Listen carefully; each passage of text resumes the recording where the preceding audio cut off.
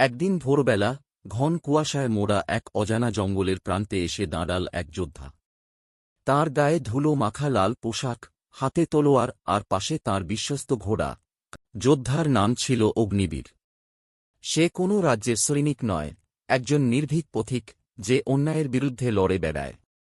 এই জঙ্গলে সে এসেছে এক গোপন মিশনে, এক ভয়ঙ্কর পশুরূপী দানবের খোঁজে, যে নিরীহ গ্রামবাসীদের ওপর অত্যাচার চালাচ্ছে।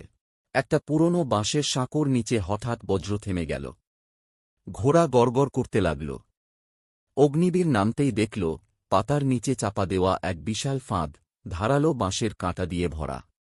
সে মুচকি হাসল। হঠাৎ গাছের ছায়া ভেদ করে বেরিয়ে এল সে, দেহে বাঘের মতো গড়ন, চোখে লাল আগুন আর কণ্ঠে গর্জন। অগ্নিবীর ঘোড়া থেকে নেমে পড়ল। বজ্র চিৎকার করে উঠল, যেন সেও যুদ্ধ চায়। তলোয়ার এক ঝলকে আলো ছড়াল। দানব ছুটে এল। অগ্নিবীর এদিক ওদিক ঘুরে দানবের আঘাত এড়িয়ে তার বুকের মাঝ বরাবর এক শক্তিশালী আঘাত হানল। দানব চিৎকার করে উঠল। দানব ধীরে ধীরে মাটিতে পড়ে গেল।